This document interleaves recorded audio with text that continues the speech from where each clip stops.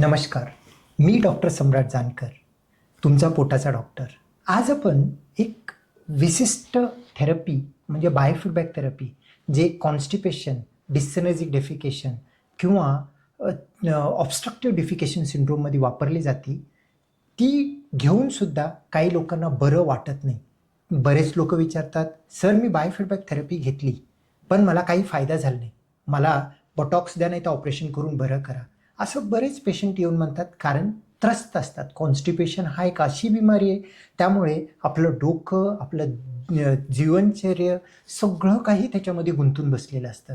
त्यामुळे पेशंट म्हणतो, "काहीतरी करा, ऑपरेशन करून मला बरं करा." तर आज आपण डिस्सेनर्जिक डेफिकेशन किंवा कॉन्स्टिपेशनमध्ये बायोफीडबॅक का बरं फेल होतो, का बरं काम करत नाही, ह्याबद्दल समजून घेऊया. बायोफीडबॅक का फेल होतं समजण्या अगोदर बायोफीडबॅक काय असतं हे समजणं गरजेचं आहे. बायोफीडबॅक थेरपी ही काही एक सर्जरी विशिष्ट नाही किंवा गोळ्या औषध नाही. ही एक एक्सरसाइज आहे. ही प्रॉपर टेक्निक. जर का आता आपण एका जिममध्ये गेलं, तर जिममध्ये आपण आपले जर बायसेप वाढवायचे असेल किंवा मसल बिल्डअप करायचं असेल, तर आपण स्वतःचा स्वतः करतो. त्याचा जास्त फायदा होत नाही. त्यासोबत आपण काय करतो, एक ट्रेनर लावतो, त्याच्याकडून करतो. त्याच्यामध्ये पण ट्रेनर, पर्सनल ट्रेनिंगमध्ये वेगवेगळे प्रकार असतात. एक सीनियर असतो, चांगला क्वालिफाईड असतो आणि काही ज्युनियर असतात. तर आपण एक चांगला पर्सनल ट्रेनर घेऊन ट्रेनिंग करतो. असं का करतो बरं? चांगला पर्सनल ट्रेनर असेल, त्यानं चांगला शिकवू शकतो. फक्त शिकवल्याने आपले मसल सुधारू शकतात का? नाही. त्यानं शिकवलेलं आपण योग्य पद्धतीनं जर का अंमलबजावणी केलं, तर आपल्यामध्ये फरक पडतो. फक्त मसल ट्रेन करून सगळं बरं होतो का? नाही. तुमचा आहार, प्रोटीन जास्त घेणं, हे सगळं केल्यानंतर बरं होतो. असंच काहीतरी बायोफीडबॅक आहे. बायोफीडबॅक म्हणजे तुमची जी काही गुदाशयाची स्नायू सैल होत नाही, त्याला रिलॅक्सेशन, ॲनल रिलॅक्सेशन, तो थेरपिस्ट रिलॅक्सेशन शिकवतो. जर का आता तुम्हाला वरतून ॲब्डोमिनल पुश येत नाही, थेरपिस्ट तुम्हाला पुश शिकवतो आणि मोशन आलं तरी कळत नाही, जायचं समजत नाही, तर सेन्सेशनबद्दल शिकवतात. तर हे सगळं शिकवायचं जर म्हटलं, तर तुम्हाला एक चांगलं बायोफीडबॅक थेरपिस्ट पाहिजे. एक चांगला क्वालिफाईड जर का आता बायोफीडबॅक थेरपिस्ट असतील, तर तुम्हाला त्याचा फायदा होऊ शकतो. सगळ्यात पहिली गोष्ट. दुसरी गोष्ट, बायोफीडबॅक करणारे 2 पद्धती आहेत. मॅनोमेट्री बेस्ड बायोफीडबॅक आणि तुमचं EMG बेस्ड बायोफीडबॅक. EMG बेस्ड बायोफीडबॅकमध्ये बाहेरच्या बाहेर केला जातो. त्याच्यामध्ये फक्त रिलॅक्सेशन मॅक्सिमम शिकवलं जातं आणि ॲनल मॅनोमेट्री बेस्ड बायोफीडबॅक जर का असेल, त्याच्यामध्ये आतमधले कसं टाईट करायचं आणि रिलॅक्स करायचं आणि कोऑर्डिनेट करायचं, तिन्ही शिकवल्यामुळे जास्त फरक पडू शकतो. तिसरी महत्त्वाची गोष्ट म्हणजे पेशंटनी किती पद्धतीनं ते अंमलबजावणी केलेली आहे. जर तुम्ही शिकलं आणि तुम्ही जर का आता प्रॉपरली त्याची अंमलबजावणी नाही केली, तर फायदा होणार नाही. तर तुमचं काम आहे की एका विशिष्ट ड्युरेशनमध्ये 1.5 ते 2 महिन्याच्या पिरियडमध्ये 5 ते 6 सेशन घेण्याची गरज आहे. प्रत्येक सेशनच्या नंतर आपण घरी जाऊन घरी प्रॅक्टिस करणं गरजेचं आहे. म्हणजेच बायोफीडबॅक थेरपिस्टकडून थेरपी घेणं जवळपास 20 ते 40 मिनिटाची प्रत्येक सेशन असतो. घरी जाऊन त्याची प्रॅक्टिस करणं आणि एक थेरपी आज आपण घेतलेलं आहे, पुढच्या आठवड्यापर्यंत आपलं मेंदूमधून विसर पडू शकतो. तर वापस येऊन आणखीन एकदा शिकणं आणि बायोफीडबॅकमध्ये पण पहिले 6 सेशनमध्ये पहिले 2-3 सेशन तुम्हाला रिलॅक्सेशन शिकवले जाते. 2-3 सेशन तुम्हाला कॉन्ट्रॅक्शन शिकवलं जातं आणि त्यानंतर दोन्हीचं कोऑर्डिनेशन शिकवलं जातं. त्यालाच आपण सिनर्जिक डेफिकेशन म्हणतो. मग हे प्रॉपरली तुम्ही शिकत असताना फक्त शिकलं आणि त्याची जर का आता तुम्ही घरी जाऊन प्रॅक्टिस नाही केली, तर फायदा होणार नाही. तसंच बायोफीडबॅक कोणाकडून केलं, कोणत्या मशीनने केलं आणि तुम्ही किती त्याच्याबद्दल आत्मसात केलं, त्याच्या व्यतिरिक्त आणखीन काही गोष्टी महत्त्वाच्या आहेत. का बरं बायोफीडबॅक फेल होतं? तर बायोफीडबॅक सक्सेस होण्यासाठी तुम्हाला काही दिवसासाठी गोळ्या औषध घेण्याची गरज आहे. विशिष्ट गोळ्या औषध जे की लॅक्सेटिव्ह आहे. जसं बायोफीडबॅक तुम्ही ट्रेन होता, 5-6 सेशननंतर बऱ्यापैकी तुमचं रिलॅक्सेशन झालं, तर मोशन इझिली होऊ शकतं.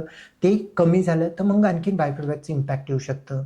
काही वेळामध्ये तुम्हाला जर का आता टॉयलेट ट्रेनिंग हॅबिट करणं गरजेचं आहे, म्हणजे मोबाईल नाही घेऊन जाणं. माइंडफुल डेफिकेशन म्हणजे फक्त मोशन टॉयलेटमध्ये डोकं लावून मोशनच फक्त करणं, हे केल्यानंतर सुद्धा त्याचं एक इम्पॅक्ट चांगलं येऊ शकतं. कोर स्ट्रेंथिंग एक्सरसाइज म्हणजे तुम्हाला पुश भेटत नाही, ॲब्डॉमिनल स्ट्रेंथ कमी असेल, तुम्ही योगा प्राणायामसोबत कोर स्ट्रेंथिंग केलं, तरी तुमचं बायोफीडबॅक चांगलं इफेक्ट होऊ शकतं. डायफ्रामॅटिक ब्रीथिंग प्रॉपरली तुम्ही श्वास घेत आहे आणि सोडत आहे, त्यामुळे तुमचं डायफ्राम जो मसल आहे त्याचा एक तुम्हाला सपोर्ट भेटतो मोशन पुश करण्यासाठी. त्याचा वापर चांगलं करणं, हे केल्यानं देखील तुमचा बायोफीडबॅक सक्सेसफुल होऊ शकतो. आणि काही वेळेला आपल्या डोक्यामध्ये बसलेलं आहे मला फायदाच होत नाही, त्यावेळेला सायकॅट्रिस्टची मदतसुद्धा घेणं, तीसुद्धा बायोफीडबॅक तुम्हाला मदत करण्यासाठी, बायोफीडबॅकचा रिझल्ट चांगला येण्यासाठी मदत होऊ शकतो. म्हणजेच बायोफीडबॅक सगळ्या पेशंटमध्ये फायदा होणार नाही का? खरी गोष्ट आहे. बायोफीडबॅक हा थेरपी आहे. 80-85% पेशंटमध्ये फायदा होतो, सगळ्यांमध्ये फायदा होत नाही. आणि बायोफीडबॅक जर फेल गेला असेल तर खरोखरच तुम्हाला डिससिनर्जिक डेफिकेशन होतं का? काही पेशंटमध्ये डिससिनर्जिया नसतो. काही एका टेस्टवरती बलून एक्सपल्शन नाही झालं म्हणून डिससिनर्जिया म्हणून डायग्नोज करून ट्रीटमेंट दिला जातो. त्या पेशंटमध्ये बायोफीडबॅकचं काम होत नाही. काही वेळेला तुम्हाला शरीराची प्रॉब्लेम असते, म्हणजे थायरॉईडचा प्रॉब्लेम आहे, डायबिटीज आहे किंवा काही गोळ्या घेत आहेत, त्यामुळे तुम्हाला कॉन्स्टिपेशन आहे. त्या पेशंटमध्ये बायोफीडबॅक देऊन फायदा होणार नाही. त्यामुळे चुकीचा निदान असेल, त्या पेशंटला बायोफीडबॅक दिलेला असेल तर त्याच्यामध्ये प्रॉब्लेम होतो. काही वेळेला तुम्हाला डिससिनर्जिया नसतो, काही मॅनोमेट्रीवरती चुकीची फाइंडिंग आलेली असते. मग आमच्याजवळ बायोफीडबॅक जर फेल गेलं तर आम्ही रिपीट मॅनोमेट्री करून बघतो खरोखरच तुम्हाला डिससिनर्जिक होतं का. तशा कंडिशनमध्ये बायोफीडबॅक फेल जाऊ शकतो.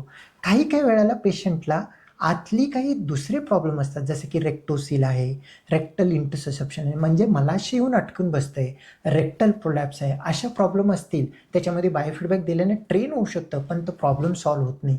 तशा कंडिशनमध्ये सुद्धा देखील बायोफीडबॅक फेल होऊ शकतो. खूप दिवसाचा तुम्हाला कॉन्स्टिपेशन आहे, पेल्विक फ्लो रिलॅक्स होत नाही, त्यामुळे प्रेशर देऊन देऊन तुमच्या आतडींची कमकुवता झालेली असते, त्याला आम्ही स्लो ट्रान्झिट कॉन्स्टिपेशन म्हणतो.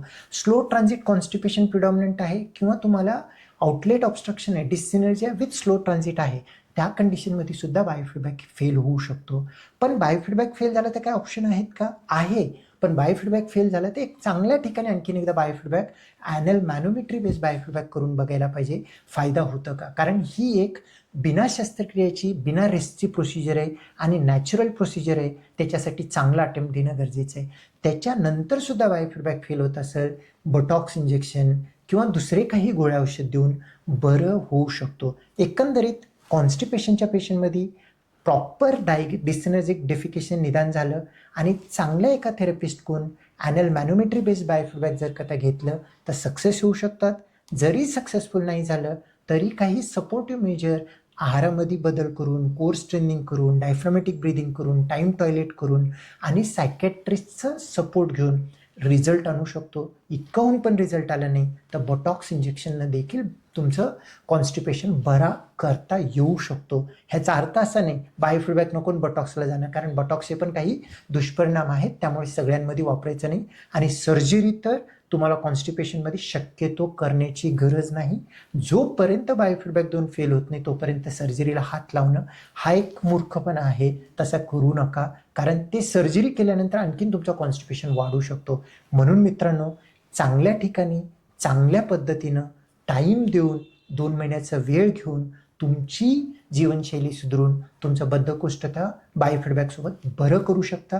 त्यामुळे चांगल्या ठिकाणी करून घ्या. धन्यवाद.